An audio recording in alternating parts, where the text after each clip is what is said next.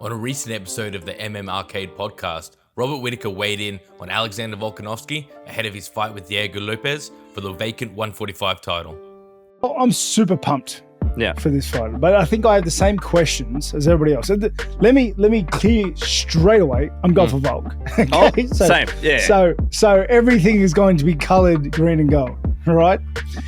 Now, but I think the $1 million question is what Volk are we going to see in the octagon come that night, UFC 314? Because his everyone was already talking about his losses to Makhachev, his knockout, and then you back that onto the knockout with Topuria, back that onto his age, and as MMA fans like to do, as soon as he lost, they started throwing his age around and calling him a wash, which is the silliest thing I've ever heard. Like, MMA fans are the best and worst of us as people. They really are. But truth is, he's been out for a while now. Mm-hmm. He's coming off. He's coming off 3 losses in a row?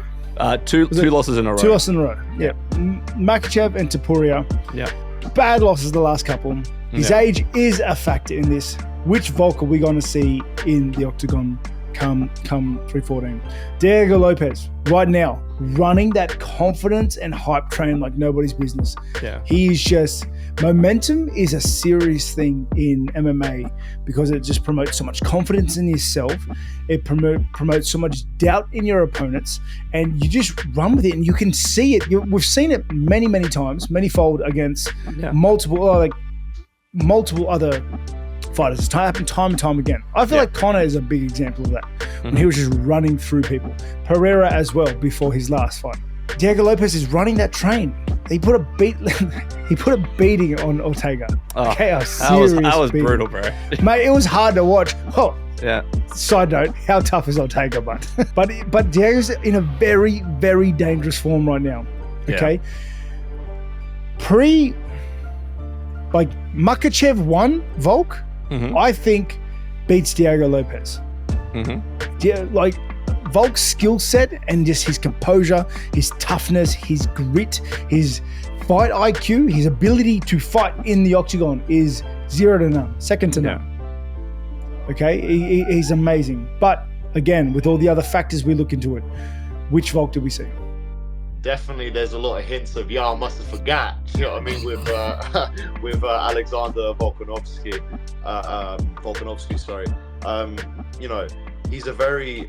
He's a very well-rounded mixed martial artist. As Whittaker was saying, his fight IQ is second to none. He managed to mix everything so well together. Managed to blend all the arts, uses grappling. As you saw, obviously against Yair, he was able to get him down. He was able to put pressure on the floor. He can strike with the best of them. He showed amazing takedown defense in his first fight with Islam Makhachev. But I have to admit, obviously, it's not the best position for him to be in, coming off of knockout losses as well. And obviously, Diego Lopes is, like I say, with a lot of momentum behind him. And I have to admit, I resonate quite a lot with Diego Lopes because of his story. He's got a massive comeback story. And, my manager, because we both share the same manager, he often talks about how, Diego Lopes, he had a lot of adversity. He's managed to come back and, he weathered the storm and he stayed in the game. He stayed true to himself, and look where he is now. He just believed in himself. Dream, believe, and make it happen, like it says on his chest. So I think all of that, that just gives you almost gives you superpowers, having that mindset behind you when you're going into a title fight where this is literally everything you've been working for. This is everything that you've been training for. You've been through all the hardest bits of adversity. He's young still as well. He's pretty much just peaking up in towards his prime, whereas Volk is almost on the other side of that. So that's why I say there's a lot of momentum for Diego Lopes going into this fight, and I truly think he can put on a spectacular performance. You look at his ground game as well. I mean, the way he's able to blend those submissions together and stuff like that, this is going to be a very tough test for Volkanovski. Like I say, we definitely can't, write Volkanovski off because he's a tremendous athlete. He's done so many things amazing in the game. Like I say, he's got amazing striking, amazing wrestling, great ground game.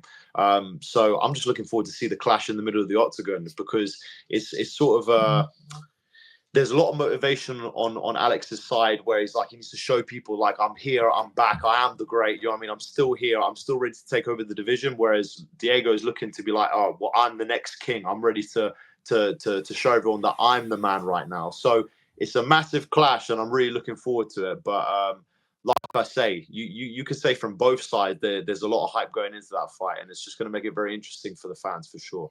Yeah, big challenge there. Olin, let me come to you, Olin, on this same topic here. I mean, Bobby Knuckles was talking to fans as well, how fans can be good and also bad for the sport in how, and you know what, we've all been guilty of it every now and again with certain fighters and stuff like that. But from your standpoint, because you do have that little bit of bridge between, you know, standard fans and knowing some of the fighters that, you know, that you've had the privilege of being around, what's the balance scale on that tilt of how bad can fans be towards fighters and forgetting as well to what, you know, the achievement that they've done in the past?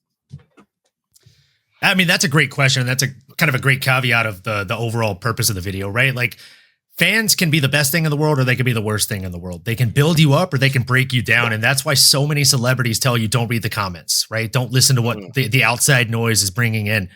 And this sport is the worst when it comes to the factor of it being, it's not about what you've done for me. It's about what you've done for me lately. Look at Tony Ferguson, right? He was on one of the longest fight streaks that we've ever seen in the UFC. And then he went on one of the longest loss streaks we've ever seen inside of the UFC. There's a large bracket of fans that just got into UFC and mixed martial arts as a whole when he was at the beginning of that loss streak. So for them, they never saw him in his prime. Like, for my significant other, her first Anderson Silva fight was Anderson Silva versus Chris Weidman 1. She never saw Anderson Silva in his prime, so she doesn't know how good this man was. And she hears all these MMA purists and MMA like old schools like myself saying, oh no, you don't understand. Anderson's the man. Age just caught up to him, which Age is the only fighter other than Khabib Nurmagomedov that will retire undefeated, right? Father Time is undefeated in this sport, and he always will be. So, I mean, he's absolutely right. Like, fans can be the worst thing in the world. I think there's a lot of toxicity in just fans having the ability to say things without getting checked online on the means of Twitter's, Instagram, YouTube, right? Like, we've seen it in the comments. Yep. How often do you see some troll jumping in the comments when you're live and just talking trash to talk trash? Like, their whole purpose is to get a rise out of you. That's the end game for them.